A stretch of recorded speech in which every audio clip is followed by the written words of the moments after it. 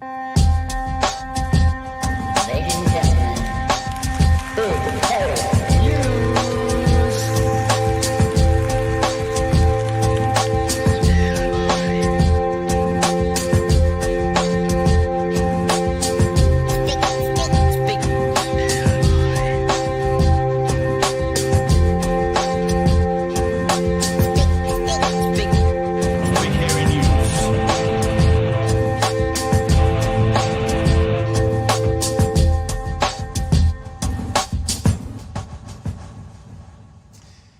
Hey, kia ora e te whānau. Welcome to another edition of Big Red Noses close to your camera. Is that right? Is that what we are? Just me. Come closer, fam.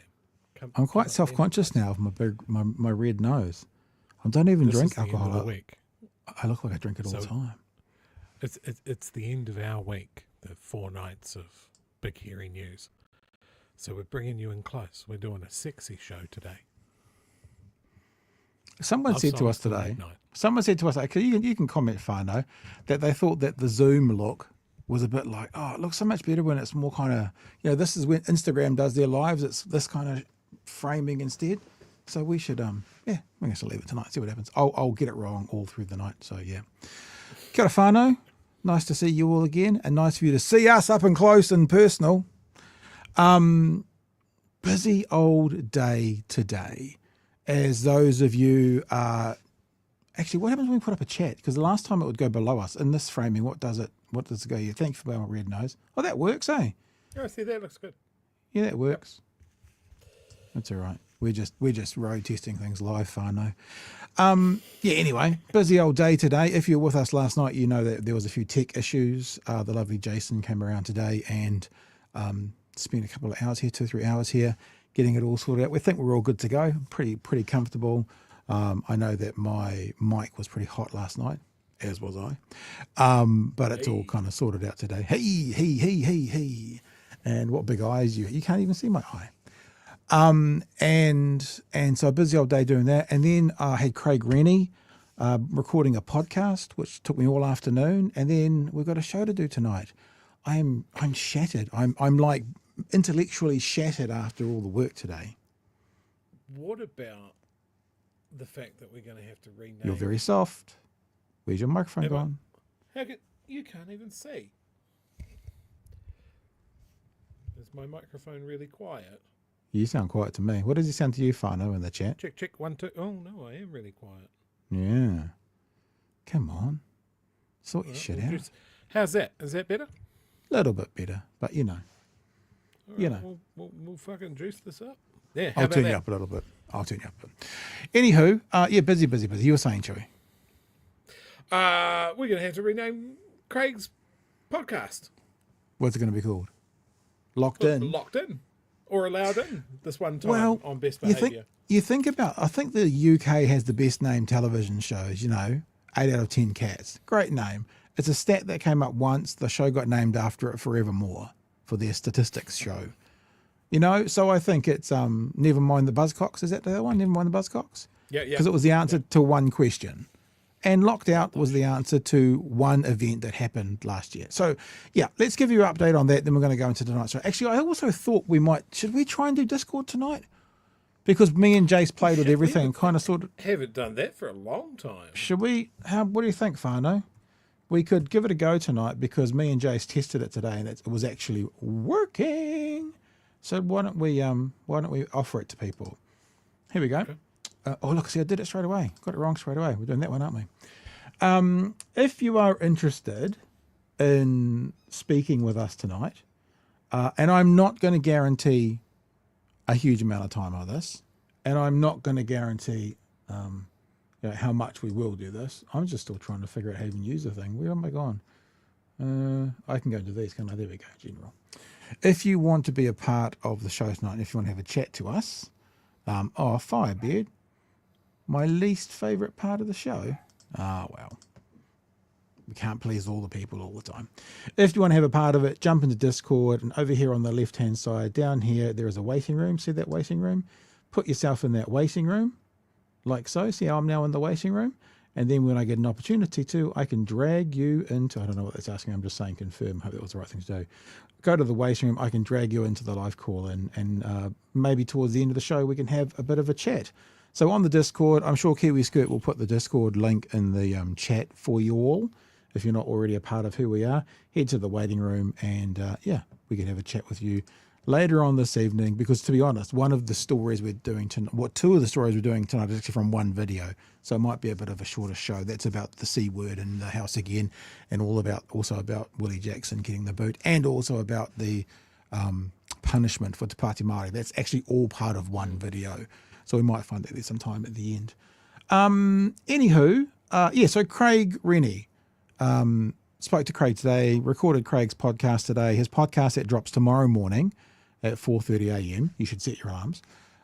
Is about the budget, and it's actually about pay equity and equality.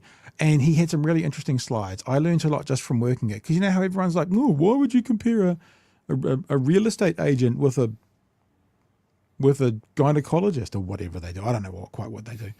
And one of the things that he said, which I realized when you get some experts on to explain things more, is one of the big things, Chewie, that they've changed is that at some stage, the job that you are now wanting to put a case forward for pay equity or equality, at one stage, to make it an equality issue, it needed to be dominated by men. So that means teachers will never be able to put a case forward, because the teaching profession has never been dominated by men. Something else that they also changed with this change to the legislation is to put a case forward to be considered a primary female workplace. It used to be 60% female. It's now 70% female.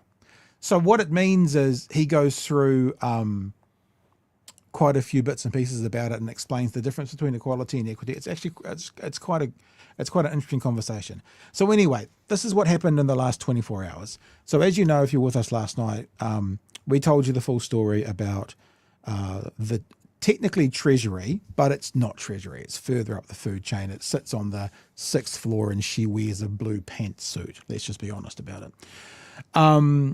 Said that the CTU couldn't come because they weren't media accredited, right? We are media accredited. Craig is our Treasury, said, yes, you're welcome to come, DOC, Blindfish Media, Big HN, whoever you are. And Pat, you're welcome to come in. I said, it's not me. We're going to send our Wellington-based reporter. Is that a problem? No, not a problem. Who is it? Get him to respond to us. Yep, his name is Craig Rennie. He will be our Wellington-based reporter. Okay, is that the same Craig Rennie that works for the CTU? If it is, he can't come. And they'd signed a document or sent a document to Craig around Haifu where they said, we don't decide who is and who isn't a journalist because we shouldn't be making those decisions. We leave that up to the accreditation, which we have. But then yesterday they were saying, well, you're not a journalist. So this, you could see tomfoolery was going on. I responded to Treasury saying, well, I was more polite than this, but I don't give a flying fuck what Craig does in his other job. For me, for us, he works as a broadcaster, a podcaster, and a reporter. That's what his role is for us. And I was thinking about it, Chewie, just like Sir Ian Taylor runs the animation company, but then for stuff, he works as a columnist, or an opinion writer. They're different roles. You're never going to see him in stuff and go, why is the animation guy writing this? No, because he's a columnist when he takes on that role. Or Matthew Hooton going to Haifu because I think he was writing columns for maybe Metro magazine. They have different roles and they're accepted in those roles as what they are. Not like, he's not really a columnist. So Ian Taylor's not actually a columnist. We can't call him that because he runs an animation company. So we're not going to call him a columnist. He's not eligible to enter any of the media awards for writing a column because he's not a columnist. He's a animation owner, But of course he is. So this was the lunacy of it. So then last night, and if you're with us, you saw Craig come on. Craig was at a gathering last night, and a whole bunch of people at the gathering were all going, did you get accreditation? Did you get? No. And all these other groups that had been blocked then were let into the budget, but the CTU wasn't. And then this morning at 8:30, when Craig gets to work, his boss is on the phone. And the story at 8:30 was, yep, the CTU can come back in. Ready? But you can't send Craig. Now, there is some conversations that went on around there that Craig doesn't want shared because if he makes the claim, he wants to have the evidence, and it was a phone call with someone else. So we'll just leave it at that. Craig wasn't able to go. They gave their reasons. We'll leave that for now. Half an hour later, another phone call from Treasury. Oh, Craig can go. And for the CTU. So we did this on purpose. We were making a point. We were also doing it legitimately. We wanted to be involved. But even though none of the writings today have featured or been about us, they've all been about the CTU and Craig getting access, I almost guarantee it, and Craig agrees, that without a media company who are accredited putting the pressure on as well, he probably wouldn't have access. So overall, what it means is Craig's in, which is great for us. It's great for him. It's great for New Zealand, to be fair. And we've got space for another journalist to go.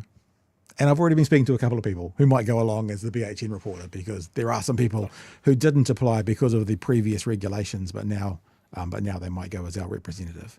Maybe. We'll see. So we're at a day today where the CTU and Craig and the Taxpayers Union and the New Zealand Initiative and all of those groups are now back in the budgetary lockup, which they all always should have been.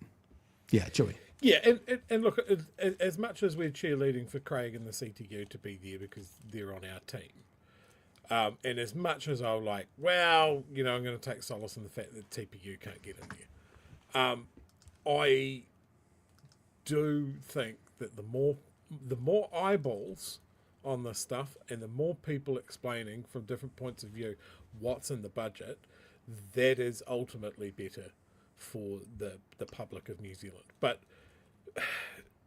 Craig's the right person to be in there because he's an economist. Yeah. Like, if you just stack that room with reporters going through hundreds and hundreds of pages of the budget and just regurgitating bullet points, that's not good for us. Yeah. As the public. Yeah. I want someone like Craig to look at that with the knowledge that he has and give us context. That's what I love. I want context on everything, and Craig's really good at that. So, it's a win that he's in the room. Yeah, and it means that we may well do something live at 2:00, but probably what we'll do next week is obviously our Thursday night show will be completely dedicated to the budget. When we had Barb on last week, she said she'd come back. Craig will come back. And for those of you guys who enjoy Locked Out. I keep saying Locked Up is the name of the show once Trump takes over. It's Locked Out for now. Probably next week's episode will be just the 60 minutes or so that we talk about it with him here. So because we're doing all the content with him here, we'll probably just mirror that and put it on the Locked Out podcast next week as well. Let me just put up one last thing. Do you want to say something, Joe? You can say something. Off you go. Yes, I've just been told that I'm too quiet again. I just noticed that I was on the wrong microphone. Is this better? You sound a bit soft to me, but we'll keep talking. Keep talking. So Craig put up a chain today about what's going on. And just to say back on those things, when you say you celebrate the TPU not being there. So Craig wanted to thank personally me for the work, but also Jordan Williams, because Jordan Williams stood up for Craig. Even when Jordan Williams was in, he was basically saying, no, Craig's got to get in. And also Eric Crampton from the New Zealand Initiative. And then someone criticises Craig by saying it's because you are simply a New Zealand Labour Party proxy, and frankly, Eric is too kind. Eric is Eric Crampton. This is what Eric said, right? New Zealand Initiative. So we're not going to see eye to eye on much. If that was it, they need to come up with a neutral rule and a way of vetting all applicants against the same criteria. People from the left might otherwise claim that I'm a National or ACT proxy and bar me from lockup if Labour were in office. Not a great game to start. So these are people who have the polar opposite perspective that we do for most things, and they're going, look, fair's got to be fair. So there you go. For that kind of response to at least TPO out here. Yes. Okay. So that's where we're at. Pat is very loud. I'll come down a bit, shall I? Because I could be very loud still. Let's come down a bit. There we go. I brought myself down a little bit. It's all sometimes what happens with the with when we reset the system is we have to, because I can't control Chewie's level, and way I hear might be different than the way you hear him. So we go. It's a bit of give and take. And it's honestly not till we stop the show and I import it into my editor that I can see the wave files. And often Chewie's way up here and I'm in the middle. We just have to kind of work it out. So yeah, it's usually very much the opposite. And I've got my equipment here absolutely juiced, like way higher than it usually is. So I don't know what's going on there. I can probably do something because I can probably put you up by a bit more. Talk now. La la la la la la la la la. I've just given you a bit more juice from StreamYard. 1, 2. Chewie needs to be a ladder. Oh no, sorry, loader. Oh, louder. I've just given you some more juice. Okay, I wanted to share one little thing with you before we get in. Oh, Kiwi's got it. Sorry, you need to talk in caps, Chewie. That's how it works. Oh, no change. I just turned your volume up. Just scratch your microphone. Just make sure you're using the right one. Yeah, it's that one. Yep. Okay. Yep. I wanted to share something I saw today on the Facebook page because I think it's adorable. It's one of my most favourite comments anyone's ever made on the Facebook page. And I know that normally what I'd show you now is some horrible comment about us. It's actually really cool. It's really lovely. I want to share it with you. So this was on the Marama conversation from last night. You ready for this? Holly Ray Ash says this, Chewie. I'm at Green Lane Hospital for my daughter's appointment. As the lift doors were closing on the ground floor, I heard Pat's voice saying, "A green government." Made my day to come across a fellow BHN listener in the wild. So obviously the other person was listening to us on the phone, and Holly walked in, and two BHNers met in the Green Lane Hospital lift, which I think it's cool. I think it's really cool. Nice. All right. Anything you want to get to? Actually, you know what I want to do? I just want to say this because we haven't really pushed this week, which is fine. But I want to remind people that we are working and raising money for Women's Refuge for the month of May. I know a few people have emailed me in the last couple of days going, whereabouts is that hoodie that I ordered a couple of weeks ago or 10 days ago? Pretty much most of everything has gone out, and actually some of the stuff went out 2 days ago, and I haven't managed to find the half an hour I need to email you all their tracking numbers. What'll probably happen is I'll probably turn up on your doorstep before I get the tracking number to you. And tomorrow I'm going on a weekend stay at the Marae for my Te Reo Māori course, and I normally work on a Saturday morning, so I'm even going to be full up tomorrow, so we'll see how it goes. But trust me, it's all in hand. But what I was going to just remind you all of is we're doing a fundraiser for Women's Refuge. We are fundraising for some safe nights. Any hoodie you purchase in the month of May will get a safe night, which is it's just what it sounds like, a night that is safe for women and children to stay at Women's Refuge.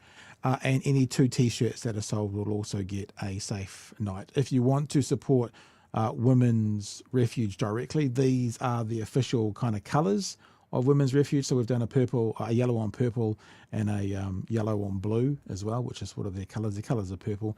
Also the tax work is always there as well, work less, which is exactly what Marama was saying last night. We missed such an opportunity because the system was playing up last night, Chewie. As soon as she started saying, I wanted to go, bring up I better not touch it. If I touch it, everything might explode. So I didn't have a chance to, let my capitalistic angles go through and show everyone the tax work less, tax wealth more T-shirts. But we've decided, because it's a really good cause, and I know some people have been looking and waiting for other stuff, that any hoodie that is purchased, maybe Nikki Noboats would be particularly appropriate at the moment with Nicola Willis trying to put her thumb on the dial of the budget lockup. We kind of have had it's actually quite a big win there, but no one will ever get credit for it. I said to Craig today, when a politician resigns before they're pushed, it kind of feels a bit like that. It feels like, because what happened was the CTU got told no Craig, and then half an hour later they got told that the minister has intervened to say Craig is able to come, rather than going, it was the minister who, so she said yes before she was forced to have to deny, is this personal to you? It felt a little bit like Donald Trump going, I'm doing the best deals with China. I've just done a brilliant deal with China. And the deal he's done is the tariffs he put on, he then removed. That's his great deal with China, but he sells it as a win, even though it's not. So bhnshop.nz, any hoodie, a night stay, any 2 t-shirts, a night stay, and of course all the stickers and stuff are all there and all going for it at the moment as well. Righty ho, Chewie, as I was about to say, anything else before we get into the show? Because fireworks in the house again today. I'm just going to mention one really quick thing because I'm going to mention it here in the show. I'm going to mention it at the end as well. For our Dunedin-based whānau, Yeah. a little bird whispered in my ear, not more than a couple of hours ago, that Shane Jones and Winston Peters are going to be in town, having a little meet and greet at the Hillside Railway Works. Oh, okay. Hillside Road tomorrow, about 12:30. Do with that what you will. If you do something like that, you'll probably see me down there. So, are you going to try and stand in front of a car again? Is this going to be Chewie on the news in front of a car? Look, I'm making friends with the local constabulary. Maybe we'll get on first name basis. People are still saying you're too quiet, bruv. I don't know what's up then. You might want to go into your Windows and have a look at your actual sound options and actually turn up your mic there. But nothing's changed on my end. That's the thing. Come on, Granddad. Come on, Granddad. Go into your Windows it'll option. Be a fader on your end, I guarantee it. I can't be. You speak straight to StreamYard. I don't have any control over you when you go out to StreamYard. It bypasses me. So just go into your Windows settings, find your inputs, find your mic and put it up by 20%. It's the right device. Just turn the levels up a bit. Oh, that's too loud. I can tell that's too loud before you talk. Yeah, you just peaked, didn't you? That was too. I could tell it was too loud. How about that? Yeah, that feels better to me. Although I don't get better? it. Oh man, I'm being told by Emily I'm too loud. Right, I'll go down a bit more. Oh, Emily says. Emily says I'm fixed. Emily, that's so weird. Yeah.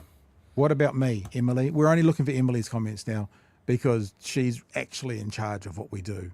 She might only be here on Fridays, but we bow. That's it, says Rotang. Better Chewie. Right. Both good, says James. I'm only listening to comments that say more Chewie. That's what I need. Okay. Yeah, Emily says yeah. Okay, let's move on. Cool. See, right. This is why we are accredited from the Media Council, because this is just how professional we are. Let's go to the story, which is sort of one video. It's one video, 3 cups. Is that a video? One video, 3 stories. I'll tell you as well. I've been in touch with. Debbie Narewa-Packer today. Hello, daughter. I'm on the internet. You're going. Okay. Goodbye. He's on the internet wireless, child. Yeah. What were we talking about? Debbie. I've been messaging with Debbie Narewa-Packer today, and apparently Peter Sharple's wife has passed, and so there's big big service and things going on for that. And Debbie said perhaps we can connect this weekend. So we'll see if that works out. We might have a pre-recorded for you on Monday.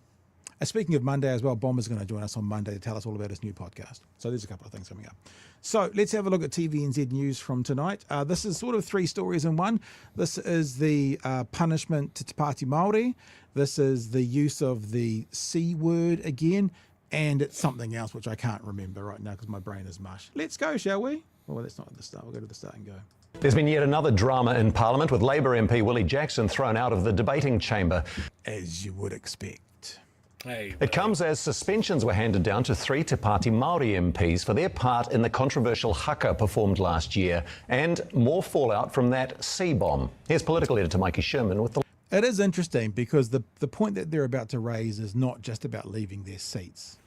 They talk about threatening behaviour. They talk about was there a use of a gun? And I mean, I obviously am not saying I agree with them, but you can see how they have made a bit more of this than probably it is. Like it's one of those things, again, I like to put it this way. If you were debating this and the side you had to take was what they did was inappropriate, you could make the argument, even if it's not necessarily true. So yeah, we'll see what they've got to say though.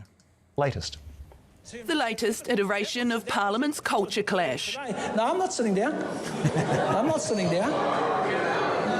I'm not. Now, former police, the guy who looks after the police union, isn't that Greg O'Connor? Is that right? Am I right? And just look at those. Look at that. Look at that teapot. Look at that face. It's like I'm not used. He's to people all saying, handles. I'm It's not used almost to people no spout. saying no to me. No, I'm not sitting down. I'm not sitting down. Look at the teapot. I'm not sitting down. Willie Jackson today staring down Assistant Speaker Greg O'Connor. You don't walk over our kaupapa as it suits you, Mr. Speaker. Leave the house, Mr. Jackson. It does very much look like Dad telling off the kids, though, doesn't it? Get in your room, Mr. Peters. Get in your room, Mr. Jackson. Mr. Speaker. Leave the house, Mr. Jackson. Booted out after refusing to speak directly to a treaty settlement bill, attacking the government instead. Leave the house, Mr. Jackson. I think I made a mistake not sitting down. I should have sat down earlier. I wonder if, look, facetious time, well, maybe immature time. I wonder if any MP's ever gone, you know, it's getting a bit late. I really could do with getting out of here. No, I refuse to sit down. I will not sit down. Yeah, that's what Gary's saying. It ex-cop stance and attitude. Yeah, there you go. They would have given me a warning. And much more than a warning for Te Pati Mari MPs over this infamous haka performed in the House last year. After a lengthy trial by Parliament's Privileges Committee, the MPs are set to be suspended. Yes. Because I did think, why is Hannah only getting 7 days while the other guys are getting 21? And I don't think it's actively said, but perhaps what they're saying, and Whānau, you know I don't agree with this, but I think what they're saying is they felt that the two leaders were more threatening. I don't see it, but, and maybe because of their seniority, they hold a bigger responsibility maybe. But we'll listen to Crusher Collins, who I think officially has crushed 0 cars. Set to be suspended. Yes, because it's unprecedented behaviour and we don't want to see it again. Is it fair? It's a very fair result. It is a shocking behaviour. Pati Mari has treated the whole process with utter contempt. Rawiri Waititi. I agree. I agree. It's a little bit like having Marama say yesterday, they want to tax the rich. And the Greens are going, yeah. Yes, they've treated the whole thing with utter contempt. You are correct. Rawiri Waititi and Debbie Ngarewa-Packer face a 21-day recommended suspension. Hana Rāwhiti Maipi Clark faces 7 days, as their fate was read. These punishments recommended by the committee are very severe and are unprecedented in this Parliament. The 3 Te Pati Māori MPs were nowhere to be seen, though earlier in the day, Rawiri Waititi signalled their pending fate. I find it difficult today, as this will be the final speech before I am also ejected from this House. It was ruled they acted in a manner that could have the effect of intimidating a member of the House, adding it was particularly unacceptable for Debbie Ngarewa-Packer to appear to simulate firing a gun, adding it was... This idea of it could have had the effect of intimidating a member of the House. Remember when Julianne Genter went off on the National MP and they were talking about intimidation? And my question was, why did no one go to that MP and go, did you feel intimidated by that 5'6" small lady shouting at you? Because to be intimidating, or someone has to be intimidated, I mean, acting in a manner that could have the effect of intimidating a member of the House. Well, if it did have that effect, okay, that's one thing. Because this comes down to the question of definitions of words, and we know how much the right loves that, because what could be intimidating to one person may not be to another. So how do you spare that line? Like, how do you decide what it is? And then how do you rule on something that possibly could have been something that might have been thought of to be something else? Do you know, it feels a strange way to rule. Yeah, it's because it's nonsense. Yeah. It's because it's absolute nonsense. From woe to go, the reporting on this has been woeful. The behaviour of the Privileges Committee on this has been woeful. There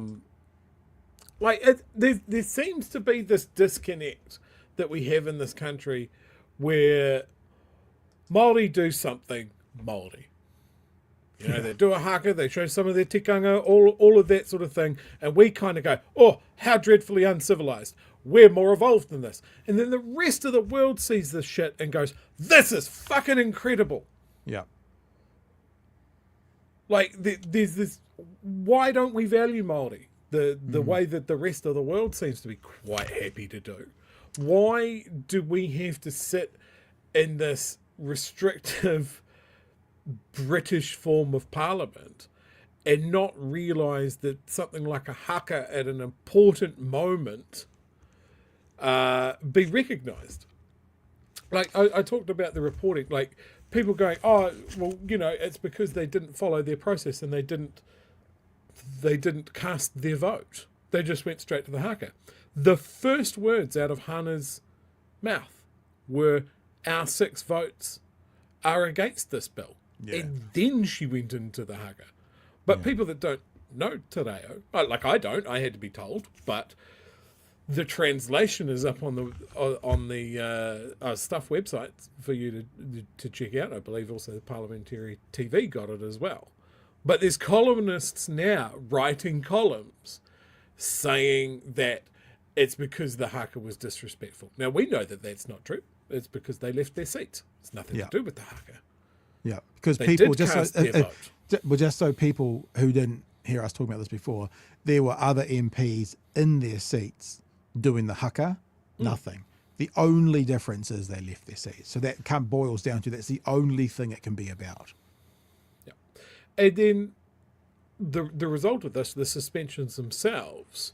Now, I'm going to hat tip to whoever I saw this mentioned on Facebook, I think it was. It's not an original thought by me, although I wish it was because it's so good. What better illustration do we have that Māori get harsher punishments than white people than this? Yeah, than Parliament doing right? it. Yeah. Previously, the longest suspension was 3 days. Rob Muldoon got that for reflecting on the speaker. I don't know what the fuck that means. That's a but he term, did isn't it? And it was bad, and he had to go home for 3 days. This is almost a month around the budget that the people that voted for Te Pati Mari don't have a representative in the House to ask questions about the budget or to put their views forward. It is insane that this is where they've landed. It is so far out the gate of any comparison to any other suspensions in the House. I can't see it as anything else. In saying that as well, I look, because we're on the same page. In fact, it's been me who's been saying for the whole time, this is just about them leaving their seats. You can't probably have, like, this happens all the time. People aren't aware of it because it happens in a nice way. Poor Kari Kariana breaks out when they pass an amazing bill. When the same-sex marriage was passed through, the whole place erupted into song. That's not the norm. That's outside the protocol. No one sees about it, So you can also go, it's the way that it was done, as you say, Chewie, Māori do something Māori, and the establishment goes, yeah, we can't have that.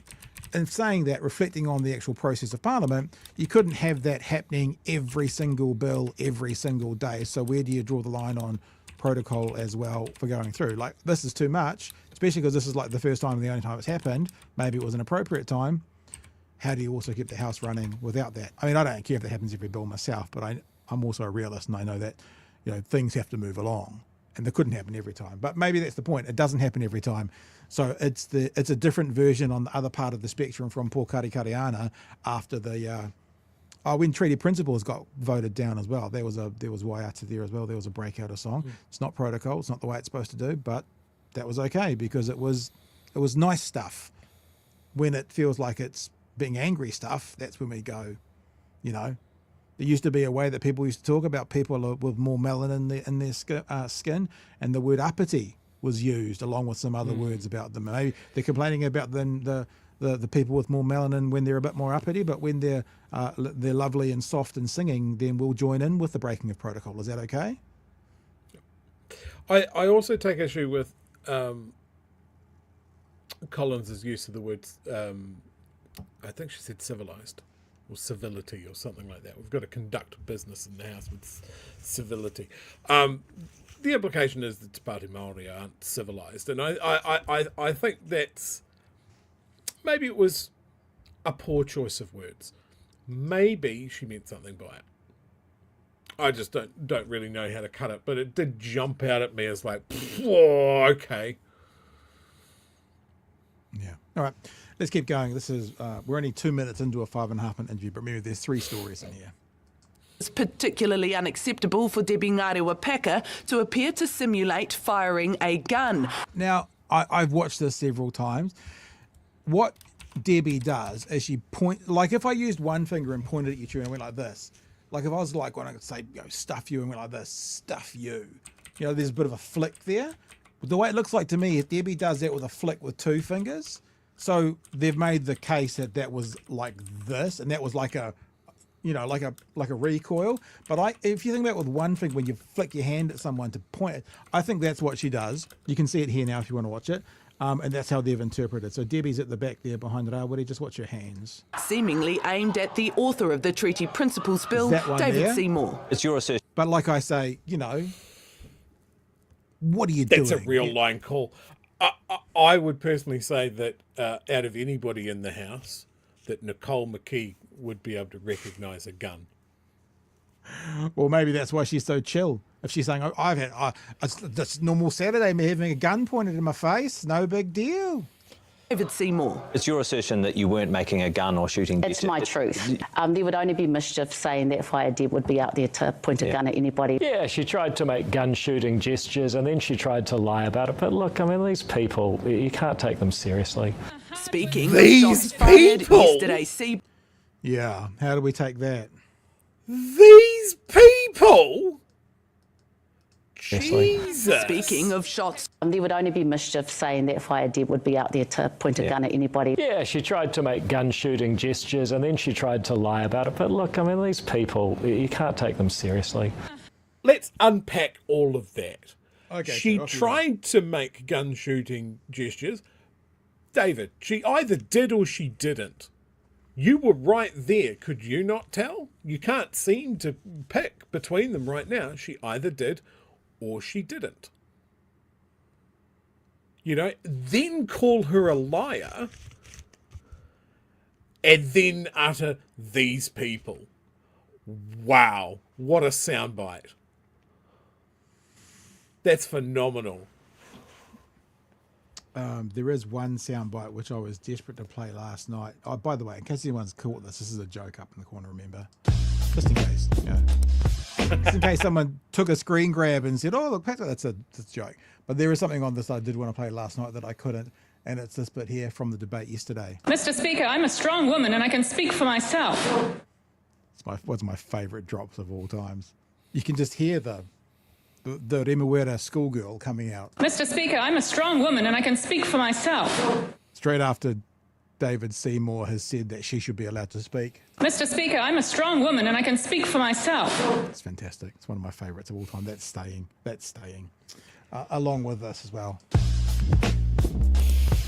All right, we'll keep going and see what these people are up to. Oh, I think we're moving on to the C word now, story number 3. Speaking of shots fired, yesterday's C-bomb. I do not agree with the clearly gendered and patronising language that Andrea Vance used to reduce senior cabinet ministers to girl bosses, hype squads, references to girl math and... Now, I'll say it again. We said this last night, though. Okay. Andrea Vance is not here. You probably should be calling the editor of Stuff. Why are you making this? Basically, and this does come up in the story, they're blaming Labour for what Andrea Vance said. This is okay. Let me say it this way, and I'll be gracious. They are very good at distracting away. This was very well played by National to get distraction away, because if you stop and think, why are all these MPs standing up bitching about Andrea Vance? Okay. That's not us. It's worse than that, Pat, because the media have jumped on this. We're into day 2, and now they have managed to make Chris Hipkins apologise for one of his MPs referencing the article, which is what introduced it into the House. They referenced the article, they didn't say the word, and now Chris Hipkins has gone, on reflection, we shouldn't have done that, and it's been a distraction. We apologise. And it's just like, what is going on? The thing is, right, he's right, because what he's saying now is what you said 3 nights ago, that the bad part about her doing it was it would get used as a distraction. And what he's actually saying is, if we hadn't have asked the question, that would have given them limited chances to talk about it and distract away from the actual situation of thousands of women losing their money. However, I'm sorry, Chewie, but I don't believe that would actually be the case. Every single female from the National side of the House got up and spoke about it. Do you really think that one question from Jantinetti was the only reason they were going to do it? Like, honestly? That's a good point. Because, like, what we're saying is that every single female got up and spoke about how terrible the article was and how terrible she was. And if Jantinetti hadn't have asked the question, they would have all said nothing. I don't buy that. I just don't buy that. I don't buy that. That's fair. I agree with that. The other thing I want to say about, 'cause obviously we're playing the edited clip of Brooke GPT saying it. But if you go out and find the unedited clip, what's the best way to say this? There's a couple of ways that you could say that word. That's with a C or the hard K. And she takes that option. She really musters up everything she's got to say. I could see it. I've got one chance to say this in Parliament, and I'm going to say the all caps hard K. It's pretty good. But you know why? If I had a soundboard of my own, Pat, we would be in trouble. Well, we will do that. But do you know why she used the hard K? You know why, eh? Why is that? Because she's Mr. Speaker, I'm a strong woman and I can speak for myself. That's why. I'm a strong woman. I can speak for myself. Yeah. I really wanted to play that several times last night, but I felt like it's a little bit misogynistic, and with Martima sitting right there, I probably shouldn't. But I'll just be misogynist tonight. That'll get clipped.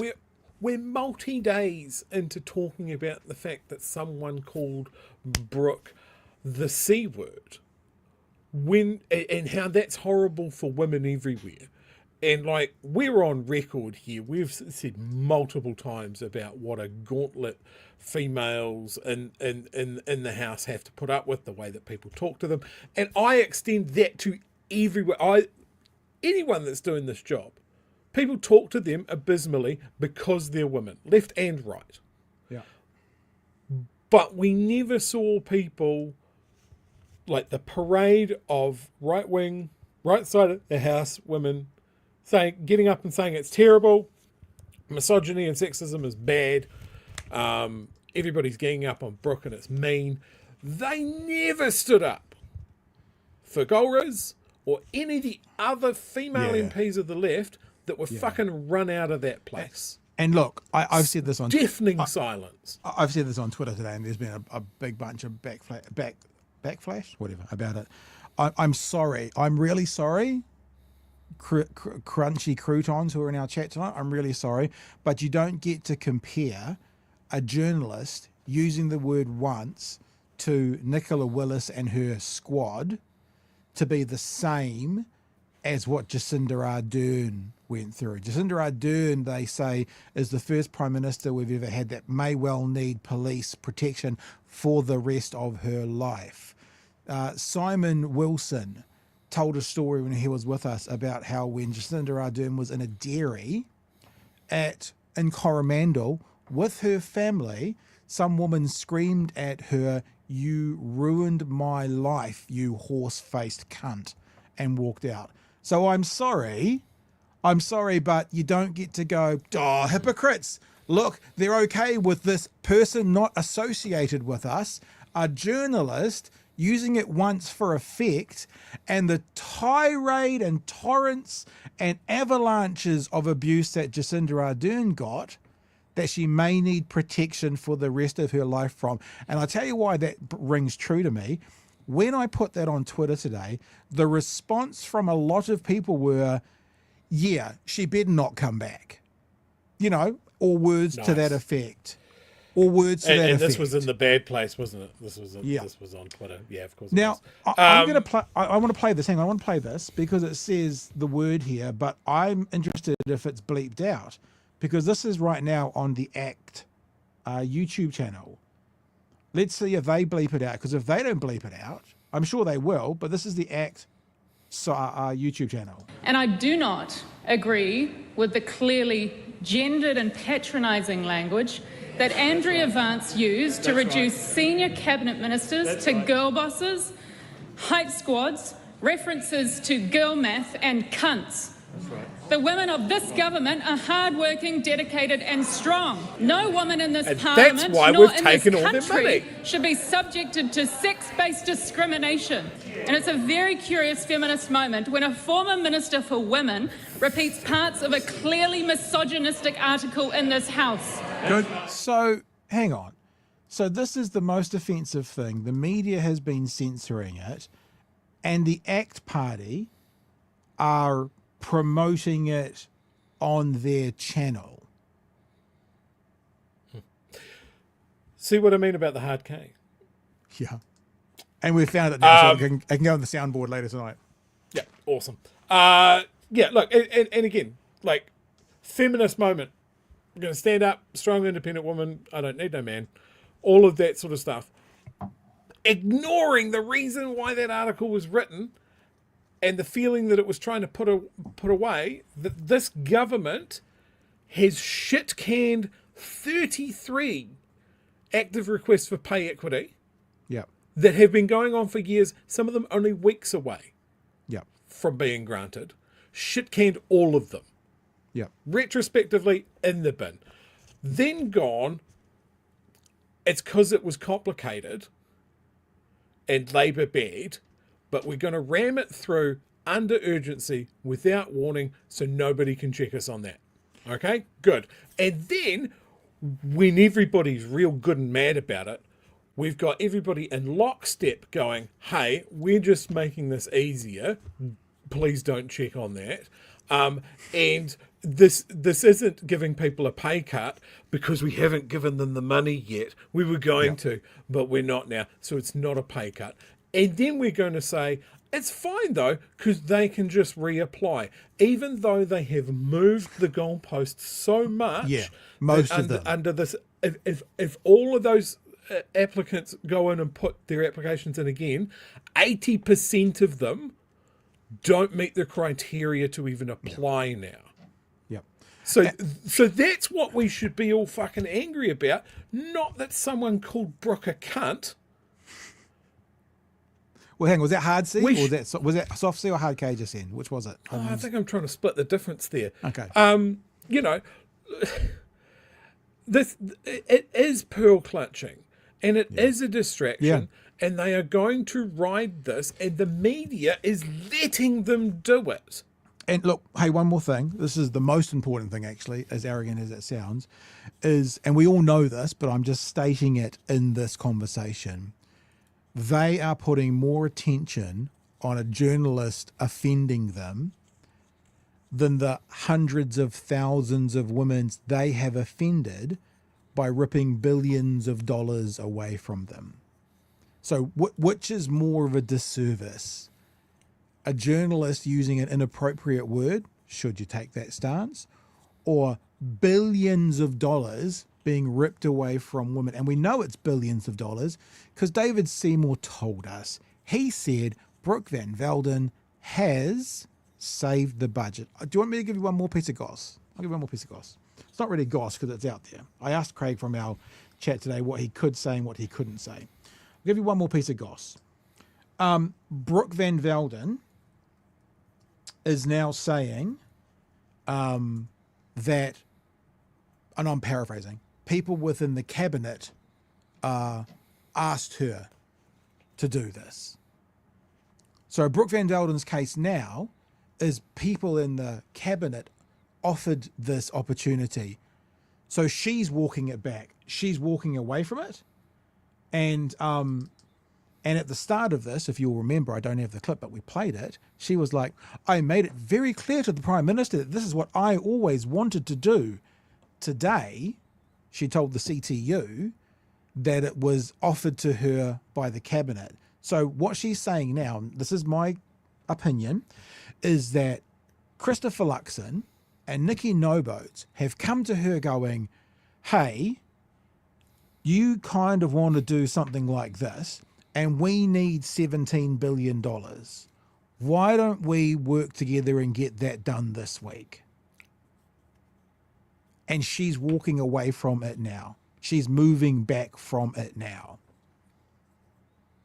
I'm going to try and find a clip. There was a clip on the Herald, I think, this morning, and the CTU gave a press conference. It's only 2.5 minutes after there, and the first question they asked was, we would like to make this a regular meeting with you.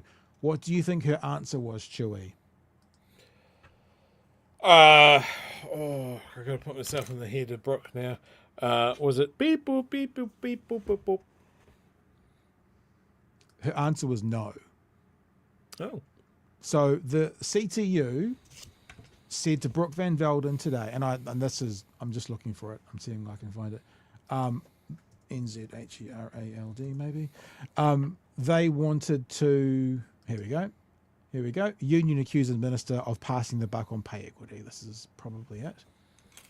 There was like a 2-minute, God, it's not going to show me now, is it, you bastards? Anyway, she said no. So a union, she's the workplace relations minister, I believe, and a union, biggest union, who works for people in the workplaces that she's supposedly in charge of, want to meet with her on a regular basis, and she said no. No, sorry, I'm not going to do that. This is the, if you haven't seen it, I'm just trying to find the video. This is the exact screenshot of the video, but the video doesn't seem to want to be here, which is pissing me off to the max. So there you go. So I wasn't talking outside of school. Union accuses minister of passing the buck on pay equity changes in frank meeting. So that's what I'm saying. She's gone from going, I always wanted to do this, and I approached the Prime Minister about it, to, well, you know, it was more to do with Cabinet asking me to do this. Yeah. Anywho, we've probably got another video to get back to, Chewie, at some stage. We probably should do that, shouldn't we? Yes, sir? Let's do that. Continued to reverberate today. I'm not a sweary person. That's not in my nature, but I'm taking a stand. But not everyone liked it. Excuse me, I don't use foul language in Parliament. I think it's very odd, you know. I would hope that his criticism would be of the misogyny that was... What about his criticism of the policy? I would actually hope his criticism would be of the freeze frame. Like the freeze frame. Anyone want to take a screenshot right now for the freeze frame? They can use that for your ringtones when Brooke calls you. I would hope that he would actually be critical of the law that they've just rammed through. hurled at female cabinet ministers. Labor was eating its words over its use of the Andrea Vance stuff column. I think us quoting from it contributed to a distraction that took the issue away from where it needs to be, which is the plight of low-paid women who are simply asking to be paid fairly. Like I said, I think we made a mistake there. A statement from staff says this is not the first time our editors have allowed the use of this word, and it was acceptable in the context of this column. I took a mirror to Labor to show them. I took a mirror to Labor. Sorry, who called her that? I took a mirror to Labor. Sorry, Brooke, can we just check who used the word that has offended you so much about Nicola Willis and her squad? Who used that word? We'll just check, because apparently she took a mirror to Labor. Was acceptable in the context of this column. I took a mirror to Labor to show them the double standard. I've said to her, understand this, that all those scars that you've got on your back now, they will make you stronger. The rough and tumble of Parliament in full swing. Yeah, there you go, Chewie. But, you know, if there's nothing else we can remember, it's going to be this. Mr. Speaker, I'm a strong woman and I can speak for myself. Yeah, so there you go. So they're the three stories anyway. And look, Chewie, we're 5 to 10. We've done one video. But there's I do want to clarify what I said about Chippy's comment and that sort of thing, because it was mostly good. It was, yep, this is a distraction. This is what we should be focusing on. The fact that these guys have ram-raided the paychecks of some of our lowest paid women.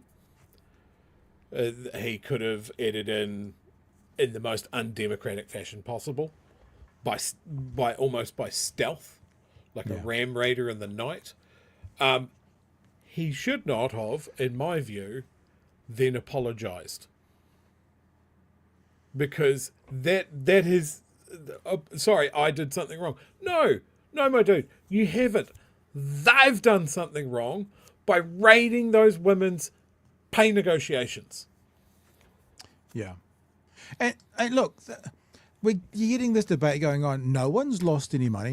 This is not about money. They haven't lost money. So, you know that potentially 17 billion, that was from someone doing some numbers in a column. But let's just say that those billions of dollars that the government has said we now have access to this, it's going to save in the billions. Who do you think those billions were going to go to? No, they just magicked out of nowhere, mate, because they didn't belong to anybody. But they weren't. So that those billions, and as I said, the government's already said it's in the billions of dollars, had been set aside for these women doing pay equity schemes. So the money was set aside for the women. So it was going to be given to those women, yet they haven't lost any money. I'm going to start hanging around ATMs from now on, right? Because there's that brief moment where the person's put in all their details and requested money, and the machine spits out the money. And if I can grab it before they do, then the money's mine, but they haven't lost anything yet. Possession is 9/10 of the law as well. So there you go. If it's in your hand. I don't think that's true, by the way. People always say that. 180,000 women have had all of this work taken away from them. Yep. Okay? And that's because the government can't balance its budget. It's got a massive big hole in it. That's why they've done this in this most bullshit way that they could manage. And the reason they can't balance their budget, after taking money away from these women, after disestablishing thousands and thousands of public sector roles, is because the first cab out of the rank, they gave property owning class a massive tax break that is lost income for the government. Because that was the promise that they made. Every other promise they made in the election campaign, they have been fine with walking away with it, downgrading it, going, hey, maybe not this time, we've got to be realistic, you've got to tighten our belts. But they threw away billions and billions and billions of dollars to their mates who have enough cash to have more than one property. Yep. And as we said the other night, they might have got away with it, because if you let's say let's just think about your money. You've got $1,000 in your bank and you want to buy something shiny, and you realise, that's my emergency fund, but I'm going to buy something shiny. So you buy something shiny, so in your emergency fund you've got zero, and then your car breaks down. If your car hadn't broken down, it would have been okay taking your emergency fund down to zero, but if your car breaks down, you're screwed. These guys have taken the accounts down to zero by all those giveaways, and now they're going, events of the world, who could have seen it? But it is impacting us. Yeah, that's because you took our accounts down to zero, and now your car's broken down. But it's only a second-hand Corolla, so it shouldn't be that much to fix, Nikki. And what's the thing in common here? Look at where they're taking the money from. Low-paid women, things that benefit Māori, the disability sector. Yeah. All of these things. Working families with young kids. Let's take money away from you. You've got to pay more for your kids now. And if you want some of that money back, you have to keep all of your receipts And it turns out we're not giving the money to anywhere near what we said we were going to. One of their big election promises. They are taking money from the people that have it least, and they are funneling it to the people that own the assets and have the cash. They have so much cash that they can do record-breaking donations to ACT, New Zealand First and National. They're stoked. Everything is fine. Yep. Our grocery bills are going up at a record rate under this government, led by a man whose second, maybe third favourite saying is that he's working really hard and laser focused on the cost of living. What a bunch of bullshit from start to finish. And I will burn this place to the ground if we forget this by election time next year. Our job is to be fucking insufferable for the next 12 to 15 to 36 months. And not let people forget this laundry list of bullshit that have inflicted on us on such a rapid rate that is unheard of since the early 90s. Yeah. Yep. All right. We're going to Just go. checking. My mic's still working? I couldn't hear what we just said, but that's fine. Yeah, no, fair enough. Danger of Mouse says, Soz late. Arvid says, locked in is what the cool kids say. It's like locked into the grid. Fair enough. Please send Winston and Shane my love, says Kiwi Bird. With love and PISS to Winnie and Shane. Kaumatara says, so Trevor Mallard punched Tohinare in Parliament's lobby in 2009, yet the strongest suspension goes to TPM for a haka. Sounds about white. Hey, I see what you did there. That's very good. That is very good.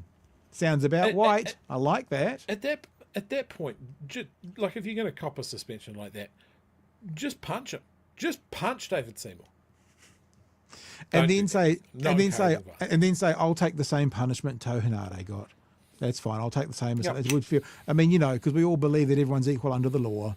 I'll take the same punishment, please. Whoopit says, note that the punishment hasn't been landed yet. It has to be debated on and voted on by the whole House. Yeah, this is a really interesting. Sorry, I'm going to jump in here because it's pertinent.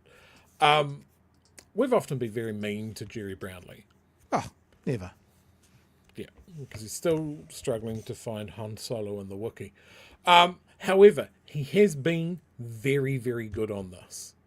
His statements today, Brownlee calls White Privilege Committee recommendations a very severe and unprecedented in this Parliament ruling. He says using a narrow majority to deprive members of a minority party of their votes and speaking rights is unfair.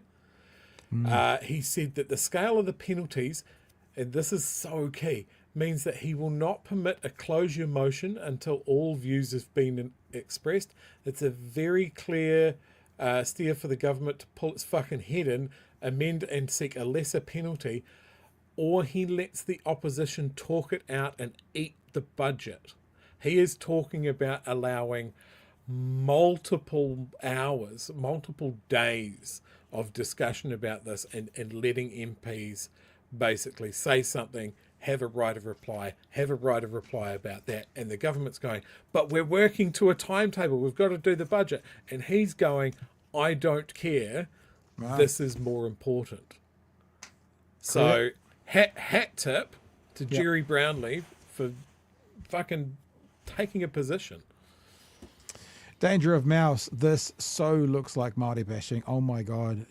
My head. Shut my head. The kids refer that to shake my head. Shake my head. Gotcha. Yeah, that was about, that came in when Seymour was saying those people. Kiwi Bird, Brooke lacks warmth and depth. And also too fragile to take a pounding.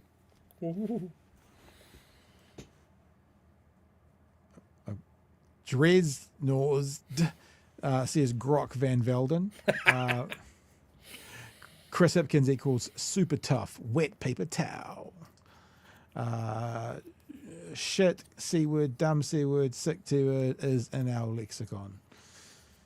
Nanak says late fee. Kia ora, Harry's. Kia ora, Nanak.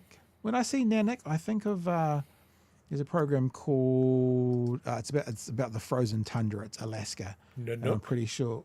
Yeah, I think Nanook is the word, isn't it? So it's not Nanak. Nanook is the word.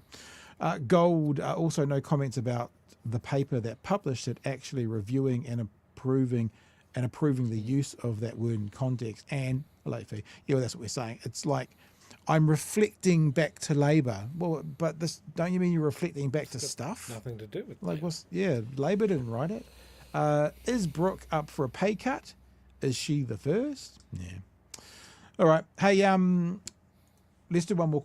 We're going to do the story about America because it's freaking hilarious. I want to talk about RFK Jr., but before I do that, I'm going to intrigue and treat you all to another little clip. So this is the Doge Committee. This is the Doge Committee, the Department for Governmental Ecstasy. And they are debating in Doge, which we're told is about saving money, about trans women in sport. How that goes to saving money, we're not sure. But what happens is Nazi Barbie, Marjorie Taylor Greene, is making a point about this man here holding up one finger. Point of order. Yes, I recognise the man from Dunedin, the gentle honourable. That is not Nazi gentleman. Barbie. That is a Nazi troll doll. Okay. Accepted. Thank you. May the record reflect. And I'll just let it play because it gets worse and worse and worse and worse and then there is a little bit at the end, just for a second or two, which is chef's kiss, when a Democratic member corrects her and then refuses to let her have a screen, like a framing on the screen, without having the corrected photo in the image. Displayed behind me is the post that Mr. Lefelt put up. Mr. Lefelt came in here today saying that this is game day. You're right, Mr. Lefelt, this is game day. Under the Ted Stevens Act, USA Fencing and other national governing bodies that are authorized to oversee individual sports on a and by the way, I don't know if it comes up in this clip, but fencing gets no money from government. There's literally no financial investment from the government in this body. It's being debated not because there's any savings there, but because Marjorie Taylor Greene wants to do everything she can to make trans people disappear. That's what this is about. national level have a certain obligation. One such duty is to provide support and encouragement for participation by women, where separate programs for male and female athletes are conducted on a national basis. Another statutory duty is to promote a safe environment in sports that is free from abuse of any amateur athlete, including emotional, physical, and sexual abuse. Anyway. Mr. Lefelt, as the board chair of USA Fencing, surely you are aware of these legal requirements. That means you believe that forcing a woman to compete against a biological man promotes a safe environment that is free from emotional abuse. Is that correct? One moment. A point of order, please, You're Madam Chair. not. Madam okay, Chair, I have a point of order. The document that you have up behind you is a misrepresentation of the actual post. So if you're listening, he's holding up two signs, like a victory sign. In Marjorie Taylor's image, it had been doctored for him to hold up one finger like that. Now that's just the start of the Democratic members' takedown of Marjorie Taylor Greene. It was a misrepresentation of the actual post. It appears that you're trying to misrepresent a witness here who you use subpoena powers against. This is not Miss Stansbury. Miss Stansbury, this is not a point of order. The actual picture. Miss Stansbury, you're not recognized. Miss Stansbury, you're not recognized. It's funny how she's using her name, but she still can't recognise her. It's bizarre, that, isn't it? Miss Stansbury, you are not recognized. Madam Chairwoman. You are not. This is not a point of order, Miss Stansbury. This is not a point of order. And have a look up in the top left-hand corner up here. That when the argument stops, the Democratic representative will not let it go and must insist that the image is put in the But frame. the committee does. You are misrepresenting the witnesses. You are misrepresenting policy. You are misrepresenting. Ms. Stansbury, you're not recognized. You're not recognized. That's not a point of order. You're abusing the rules of this Keep committee. an eye on the top left. This is the post of Mr. Leifelt that he posted himself on his own social media. First of all, that. How brilliant is that? Just snuck it in because, just snuck it in up there to make sure people could see it. That was a secondary sort of issue because One News has talked a bit about the head of the Human Health, basically the minister for the Ministry of Health, our equivalent of Simeon Brown. And when Simeon Brown looks like a godsend compared to someone else, it's got to be bad. RFK got hauled over the coals today, and there is one thing that I particularly wanted to play and have you hear. One of the big parts is he refuses to comment on vaccines, and he keeps telling people, I wouldn't, I don't know, I wouldn't. He gets challenged several times if he had younger children today and if they were needed a measles vaccine, would he give it to them? Remembering that people are dying right now in America who are unvaccinated from an outbreak of measles. In the US, Health Secretary Robert F. Kennedy Jr. has been grilled, testifying during back-to-back hearings about why he won't clearly say the measles vaccine works and saves lives. In the hot seat, Kennedy refused to say whether he would vaccinate his own children if he had to choose today. I don't want a measles. Seem like I'm being evasive. Yeah. But I don't think people should be taking medical advice from me. Did you get that? I agree. In case you missed the thing, the equivalent of the Minister for Health, the number one person in the health system in America, wants to make it clear that he shouldn't be responsible for any of your health decisions. At no stage should he influence a health decision. Now, I know what we're all saying. He's not a doctor. Of course, you go to your doctor. But do we honestly believe that the people who are running our health system here, the people who are at the top of our health system, the people who are the ministers and in the environment, aren't going to be the ones advising the public? But he's actively saying, I don't think anyone should listen to me. And as Chewie said, we agree. Minister for Health. No one should listen to this Minister for Health. I'm using the New Zealand terms. No one should use this, should follow the advice of this Minister for Health who had a brainworm. Were you going to say something, Joey? I was just let the record reflect that under his watch, 84 children in American Samoa died of measles. That gets thrown at there's currently an active measles outbreak in Texas that has been going for months because of the anti-vaccine nonsense that has been inflamed by this man and his ilk. Like, we are going backwards. I'm pretty sure this man would open the jar on fucking polio again. Like, it's just like, why? This bizarro world where they go, oh, look, everybody in America is elected on merit. It's a meritocracy. Yeah. Marjorie Taylor Greene, this guy, Trump, the parade of Fox presenters that now have top government positions in the US. There was another one just like he's just appointed someone to the Surgeon Generals who flunked out of their medical training. Who was one of the doctors, I think, who was not responsible for, but adhered to the vaccines cause autism lies. Yeah. All of the shit that has just been thoroughly debunked for years. If America is a meritocracy and RFK Jr.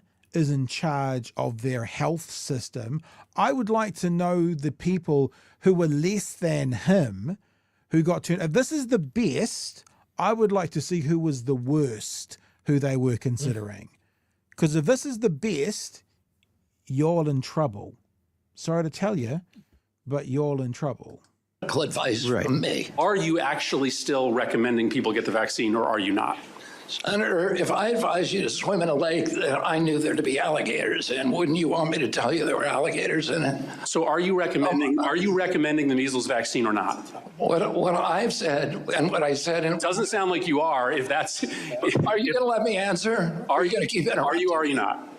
Are you going to let me answer? I am not going to just tell people everything is safe and effective if I know that there's issues. I need to respect people's intelligence. I think you're answering the question. The vaccine is considered safe in the US. 3 people have died in the current outbreak there, including 2 children. All 3 were unvaccinated. So that would be a 100% rate at the moment. 100% of the people who have died from measles in America were unvaccinated. Let me clarify his ridiculous analogy there. If I told you to swim in a lake and I knew there to be alligators in there, would you want me to tell you that there's alligators in there? Well, what RFK Jr. is talking about there is you go for a swim in Lake Taupo and there is 1 alligator in there. It's a nice sunny day. You want to dip. Most people will roll the dice on that. What are the chances of me taking a swim at a random place in Lake Taupo and the 1 alligator there is where I am? Nice refreshing dip. Also, someone asked what that drink was in front of him. I'm pretty sure it would be aged piss. Like, the health benefits of aged human urine are clear. You can just do your own research. You know what he needs, eh? Less of everything he's getting. No, he needs to find Like himself one of that. He needs to find himself food, water. Find himself one of these. Oh, it's Mr. Speaker, I'm a strong woman and I can speak for myself. And he's a strong woman who can speak. You seen that the episode of South Park? Strong woman episode? No, like historically, I'd say women are better off if they avoid the Kennedy family, but you know. Should we do some chats? Let's do some chats. I'd say at this point, let's manage expectations. Are we going to do Discord tonight or not? We have like 10 minutes left. RFK Jr. bathed in polluted DC Creek on family outing. I just thought it was quite polluted with sewage. Yeah, it was literally because he was just talking about what if it was filled with alligators, would you bother? RFK took his grandkids swimming in a water polluted with sewage. A US Health Secretary, Robert F. Kennedy Jr., has been slammed online for taking his grandchildren swimming in waters known to be contaminated with sewage. On Sunday, RFK shared what he thought would have been a wholesome set of images of him spending time with his grandkids at Rock Creek Park in Washington, D.C. on Mother's Day. The Secretary of the Department of Health and Human Services shared 4 images on Twitter showing him swimming in some water alongside his young children. He captioned the post, "Mother's Day hike in Dumbarton Oaks Park with whatever that person's name is, Bobby, Kick and Jackson. Kick? Sheesh, Americans. And a swim with my grandchildren." It didn't take long, however, for social media users to point out that health officials bar himself apparently, recommended against swimming in that water at Rock Creek because it is where a lot of sewage from the capital ends up. So there is him. Yeah, we can see that. It's got RFK Jr. in it. Yeah, look, so sewage. Like, it doesn't even look like a good creek. Anyway. Oh. Somebody should have warned him about the alligators, the little brown ones that float down the river when he took his little swim. They should have warned him, I guess. I don't know about Discord. I'm thinking that actually I just tried to test it and I don't think it was working, so we may not be able to do it. Why don't you just do, is there any chats in there you want to get to? And I'll have a quick look. We can give it a go. I mean, we can give it a go till past. What about if we did that? 10 minutes max. Yeah, all right. If there's anyone who wants to have a chat, no more than 2 minutes. We're not, and Chewie will cut you off. He'll cut you off. He will, because I'm the mean one.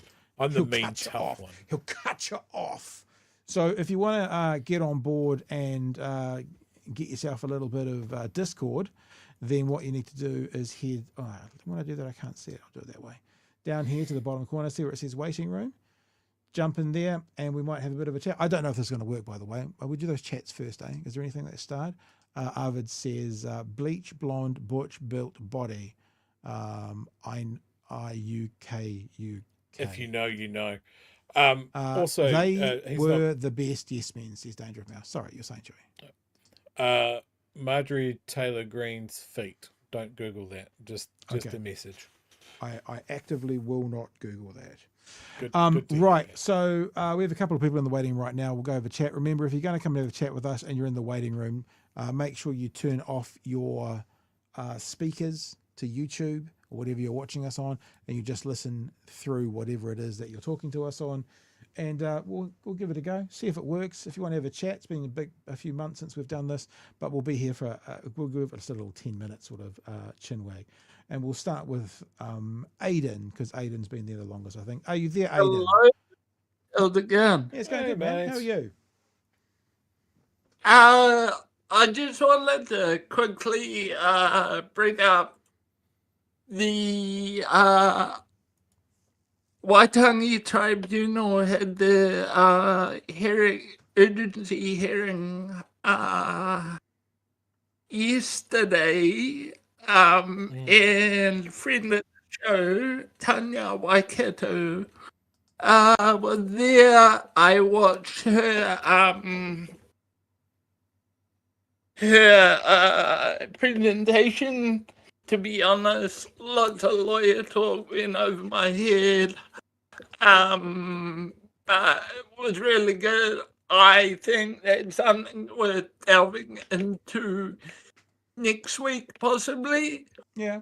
Also, I have a article here from Newsroom. Speaking of the Regulatory Standards Bill, apparently New Zealand First is like, well, we want to make some changes, so let's call it a work in progress. And, you know, in classic David Seymour fashion, he's like, I thought we had a deal. It's a coalition agreement. Yeah, I hadn't heard that. That's interesting. It might blow up. Yeah, it might blow up. I mean, one can only hope. Hey, thanks for being a part of it tonight. We are going to do just some quick calls, so we'll move on. And we'll go to Backslide. Are you there, Backslide? You can turn your mic on, because I can see that the mic is still off. We'll give you a few seconds. Backslide number 14. In 5. And after that, we'll go to Colonel. The Colonel's in there. In 4, Backslide. In 3. In 2. In 1. We'll put you back. This is why you don't also listen to us when you're in Discord on the internet, because it could be listening to us 30 seconds later. So we'll try the Colonel. Is this the Colonel? Can you hear us, Colonel? Need to turn your mic on to say g'day. This is why we... It's not going well. The chats are not going well. The chat's not going well. 5 seconds, 4 seconds, 3 seconds, 2 seconds, 1 second. Oh, no, and we're gone. All right. That one. Oh, just came in. Hang on. I'll bring you back. Are you back? Are you there? Oh, sorry, I just missed that. Oh, there you are. Where did you go? We were literally counting down.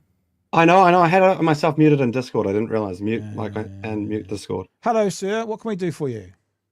Just one thing I really want to whinge about today with the whole C-word distraction is that Nicola Willis's announcement this morning is privatization of social services by stealth. And the way she wants to direct that fund to ultimately pick up greater services. And that would then match what Simeon Brown's report that was semi-redacted yesterday from the public health system and the NHS, with everything that's given over to the public, to the private system, ultimately results in the public system no longer offering it. So I think that's not being reported very well in the media today. 4 odd articles on the C word, but only 1 on the announcement of the privatization fund or the social investment fund. Chewie, sounds like it's your bag. Oh, look, I wasn't across all of that, but I did see the fact that there were 2 reports released. Simeon Brown's office released a heavily redacted document, and Health New Zealand just released the whole thing with no redactions. So yeah, the media have been able to compare the two. Classically hilarious cock up. Sounds like something we should definitely be keeping an eye on, Colonel. So thank you for bringing that to our attention. I'll put you back in the waiting room, and Badger Man's in there as well. Let me just say, backslide, if you're there and you're listening to us, before I bring you back in, if you can turn your mic on, then I'll know that you've heard this, and then I can bring you back in for one more crack. And if you don't turn your mic on, then I'll just leave it, and we'll say good day to, is it Badge or Badger? It's Badger Man. Badger Man, hello. Badger. G'day, how you guys going? Yeah, good, man. How you doing? Yeah, pretty well, thanks. Hey, look, I don't have a whole heap to say, but I did just want to, like a while back, there was a show or something, and you guys were saying that maybe in June sometime you'd be coming through Tamaki Makaurau. Yep. And, you know, I'm just like, if you do that, I'm keen for some kind of a catch up or something somewhere. I'd be super enthusiastic about that. I'm pretty enthusiastic about it too, especially because you just said doo-doo. And my immature heart just makes me laugh when anyone says if you do that, that's hilarious. Look, to be honest with you, we are in Auckland Thursday the 5th of June for the Radio Awards. And then Friday the 6th of June, we are intending on doing a meetup somewhere. So what we should probably start to do is get an indication from people if they're interested in coming along for a meetup. Because like, if there was one or two people, we don't have to make any special plans. We can just go to a pub.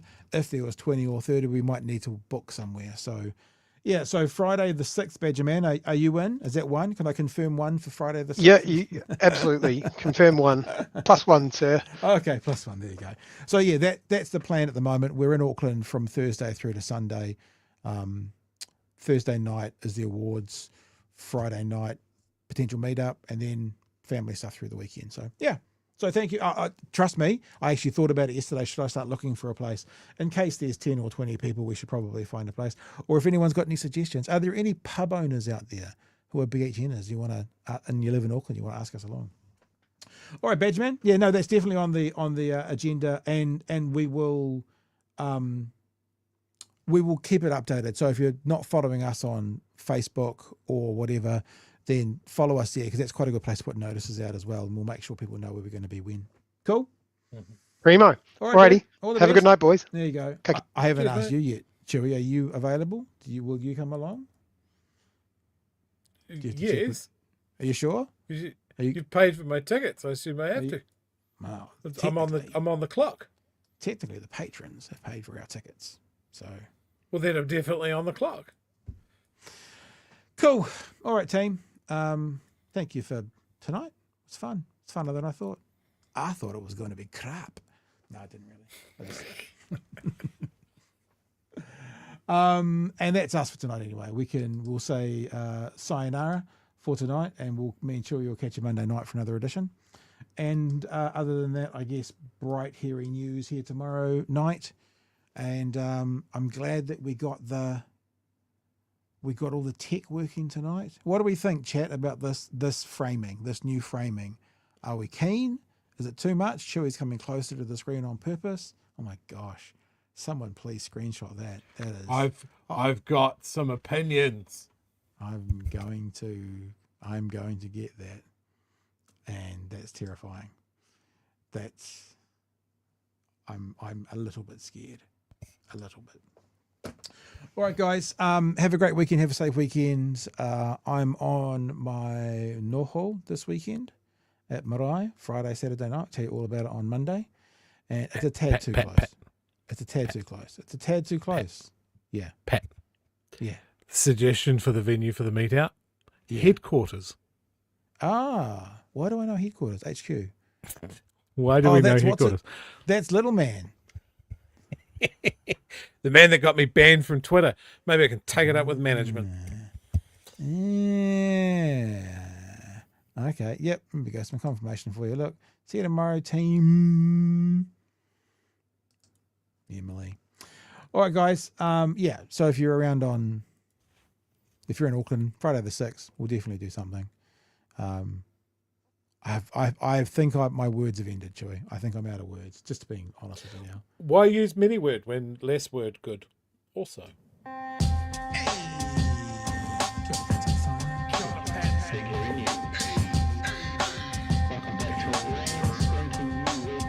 Help us settle a debate, whether it be thoughtful or funny, even if we're all creatures of hate.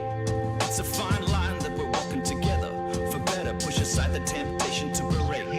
Let's take a note of the corners we stand in. As many points as the hairs on my chinny chin chin. When the news that we're watching is hairy, knowing all the things that we need to be wary of. Like the rich have the hand out for rewards, while the many have to work out what they can't afford. And the rest of us ain't paying attention, or maybe have questions we're too worried to mention. Other media is still dwelling on trivial facts, vetting peas from the rice and the mice from the rats, and picking and choosing a warpath to run, and linking ourselves with the hill to die on. It's gotta come down to a welcoming vibe, with an A in a self and a higher in mind. All have a lean either this way or that, and will be analyzed by both Chewie and Pat. With the evil in the world trying to mess with your head, and you're sitting on the couch, you're thinking chivalry's dead. Each night, 2 nights, they're gonna sing you to bed. It's Big Hairy News. Remember Bright Hairy News tomorrow night. Remember supporting Women's Refuge, bhnshop.nz. There is a chance at 2 o'clock Monday afternoon I'm going to be on RNZ talking to Jesse Mulligan about television programs. And other than that, we'll be back Monday night, I guess. Anything for you for the weekend, Chewie? Yeah, for those of you in Dunedin, remember Winston Peters and Shane Jones are in town, 12:30, Hillside Works, Hillside Road, South Dunedin. There will be a few of us there calling for the Israeli ambassador to be thrown out of this country on his ass. All right. So we won't have Chewie on Monday night. He'll be in a police cell, but we will wish him the best and get him back several days after that, I'm sure. I'm too pretty to go to jail. I'm sure I'll be fine.